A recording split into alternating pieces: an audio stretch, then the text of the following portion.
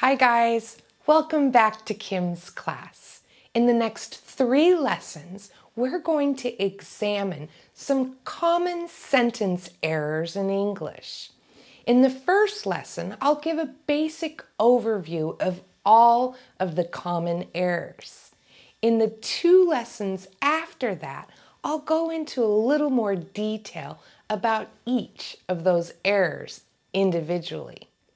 After each lesson, there will be a link to an activity that you can practice some of what you have learned. You'll find that link for those activities in the description of each video. So now we're going to go into detail about fragments. I gave us a little teaser or a small little lesson in the previous video. But we're going to talk a little more details about fragments. But before we begin, I want to let you know that below in the comments section, there's actually a notes page. You can follow along as I go through the video and take notes. You'll find the link to that activity in the comments section. This will help you follow along and be able to see right in front of you exactly what I'm talking about.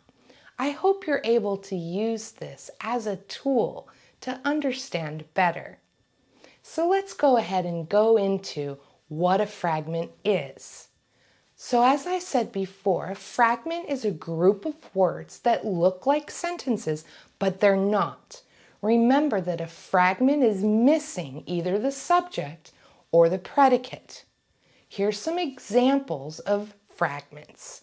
Can be quite a clown. After she was arrested. Writing your name and class period at the top of your paper. Those look like sentences, but they're missing something. What's wrong with those fragments? Well, fragments are missing a subject or a predicate, or sometimes both. Like the example, went out to eat. That is missing a subject. Or the lions and tigers. That fragment is missing a predicate. So how can you tell if a group of words is a fragment? So I have a trick. Maybe it works for you. It works for me. If you put the phrase in front of those group of words, I believe that, you might be able to find out. If the statement that you make results in a sentence that makes sense, then it's a sentence. But if the resulting statement is still missing information, it's a fragment. Now that sounds a little confusing. Let's try it out. We're going to do a little fragment test with the phrase, I believe that. So here we have the group of words, driving around in my car. I want to know if it's a fragment or a statement. So I'm going to add, I believe that driving around in my car. Nope, still doesn't make sense. So it's a fragment. Let's try this one. With the group of words, the girl is smart. Let's put the phrase, I believe that the girl is smart. That makes sense. So it's a sentence. Now, that test works great, except for that test does not work with questions. So, now that we can kind of tell whether a sentence is a correct sentence or a fragment, let's talk again about how we can fix fragments. So, you can add more words so that the sentence has a subject and a verb or a predicate. And this will make it a complete thought. Let's look at some non-examples. can be quite a clown. What are we missing? Well, we're missing the subject. So I'm going to add a subject. That student can be quite a clown. Now let's look at the non-example here. After she was arrested. What's that sentence missing? It's missing a predicate. What happened? So let's add a predicate. After she was arrested, she went to jail. See how that works? Now I want you to try. In a minute, you're going to see on your screen 6 fragments. I want you to try to fix the fragments by either adding a subject or a predicate. When you're finished, you can check and see how I made some sentences. But for now, pause your video, fix these 6 fragments, and then come back and we'll see how we did. Go ahead and pause your video and write your sentences now. So let's go ahead and see how you fixed the fragments. Remember, there's many different ways you could fix these fragments. You just need to make sure that if the sentence fragment is missing a subject, you write a subject. If the fragment's missing a verb or a predicate, you are adding a verb or a predicate. Let's go ahead and look at what I did. For number 1, I said, I got very hot while doing Zumba. The second sentence, I said, he used a tissue to blow his nose. Number 3, I said, the note got passed from one student to the other. Number 4, I said, if you want to learn English, you can study with me. Number 5, I said, she was driving the bus through the tunnel.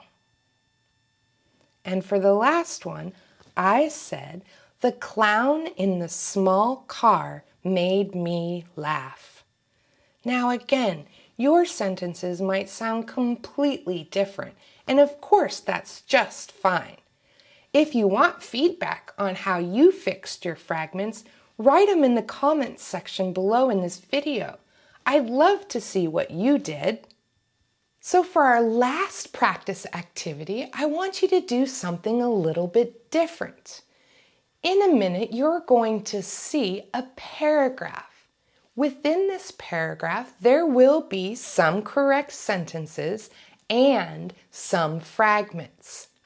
I want you to either underline, or if you're in live worksheets, you can select the fragments. Leave the other ones alone. So go ahead and look at the paragraph here. You can use your notes and underline the fragments, or on live worksheets, you can select the fragments. Pause your video and go ahead and underline or select those fragments, and then when you're finished, turn the video back on and we'll go over the answers. Go ahead and pause your video now. All right, class, let's see how we did. If you got everything correct, you would have underlined or selected 6 different fragments. Let's look at the 6 fragments that you should have found. The first fragment was the very first sentence, when I was 5. The next fragment is towards the bottom. It says, to make Teddy look scary. The next one, or crazy. The next fragment, from the kitchen drawer. Next one, like a sword. And the last fragment, ready for business. So hopefully we've had some practice with those fragments. I hope you were able to use the notes page to keep track during this video and that you had a chance to fix some of those fragments and underline. Again, if you would like me to give you some feedback, go ahead and write in the comments section below. I realize that may have been a lot of information, but I want you to know that there are some advantages to having these lessons on video. I do wish I could be in class with you face to face, but having this on video means that you can stop the video, write notes, and even play things again if you didn't understand them the first time. Now remember also, there are some activities that you can do that will help you practice some of these errors that we talked about today. You'll find links to those activities either in the comments section below or in the description. But for now, I'm ready to say goodbye. But before I do, let me ask you to do a few things for me, if you don't mind. If you found this video helpful, I would love it if you could like the video. You could also share this video with your friends and family. If you want to know when new videos are posted, subscribe. Then you'll get a notification every single time I post a new video. And of course, I really appreciate your comments. I like to hear from you.